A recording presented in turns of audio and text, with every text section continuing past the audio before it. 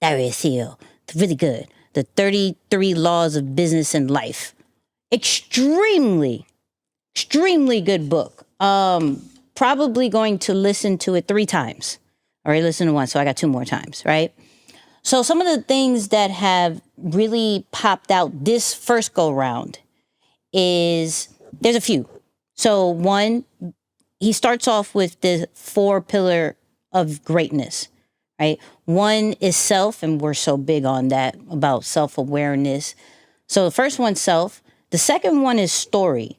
He says something to the fact that those telling captivating, inspiring, emotional stories rule the world. And I found that so interesting because I believe that we said before in the past that those who control media pretty much control the world. And then when you break down what media is, it's really storytelling.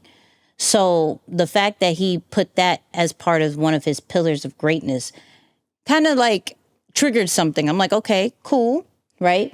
The third one is philosophy, which is your beliefs. And the third one. And the fourth one is team, which you can't do anything without a strong team. So that right there, I was like, okay, I see where you're going with this. I'm not mad. So I'm definitely studying that part as far as what he's saying with the different pillars. And that's how the book is kind of cut through, like those different, all those 4 parts are cut into those 33 different laws. I can't even talk today. This is amazing. But there was one going into a content creator side. There was one part that really stuck out that I'm now starting to use inside of my own personal YouTube channel, but also Nicky and Moose as well, where he was talking about how certain words we can be numb to. So if we continuously hear certain things every single day, every single time, we're going to not necessarily react to it. An example that he gave was like, share, comment. We hear creators say that all the time to the point where we don't even feel like we need to do it because we know you're going to say it another 50 million times. So we'll get to it when we get to it. And there's a certain thing that he says to kind of disrupt our mind in order for you to pay attention. So in the beginning of his podcast, he normally goes and he looks at the analytics of all the people who aren't subscribed, the percentage. So he'll say like 74% of you that watch this channel frequently do not subscribe. If you've ever enjoyed our video, please hit the subscribe button, which pretty much calls for reciprocity, right? It helps this channel more than you know, and the bigger the channel gets, the bigger the guests get. So that's like a future promise and a reward. So in that sentence, he captures your attention, makes it where, hey, if I've done anything for you, just do this. That's all I need. And let me tell you what exactly could happen when you do this. Because more and more, the more subscribers that we got, you've seen some of the big names that we've gotten, that's only going to continue, which I don't know what more bigger names he can get, which is very interesting. But that is, that's one of the things that really, really popped out to me that I'm like, yo, okay, what are some of the words that we're numb to? And not only just from a content side, but also more of a marketing side when you're talking about whether in your copy, whether you're talking about in your emails, all these different things. I'm like, what words are we so numb to? Even in our captions, what are we numb to?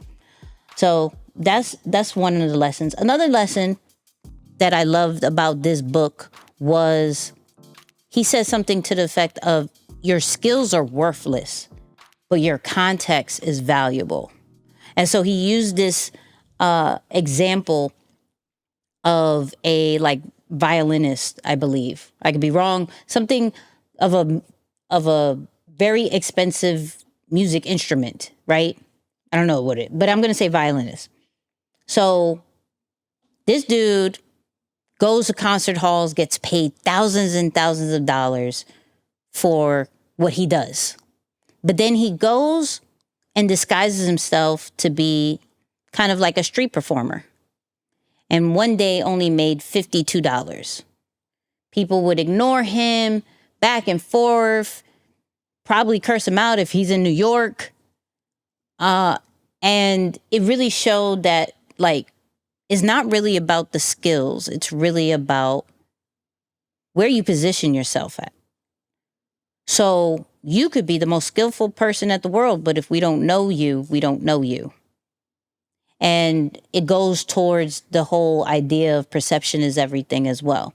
Because if he was a street performer and sounding immaculate that he does and no one cared, it's like, But if you put him in performing for the president, performing for the royalties in the UK and everything, then we're paying attention to you. Hello, who are you? Like, we've seen multiple people on different platforms. We're like, hold on, who are you? When you break it down, they may not know more than you. They may not have done or experienced the same or more than you, but they're positioned correctly. And so you look at, are we positioned correctly? It's not, are we good enough? It's just, are we positioned correctly? So that's something that stuck out. And then the last lesson, without giving you everything away, even though it's 33 laws, so I would be here forever if I gave you everything, is this bar that he said where it was like, if the culture is strong, new people will become like the culture. If the culture is weak, the culture will become like the new people. And that stuck out to me for the simple fact that I'm really big on community.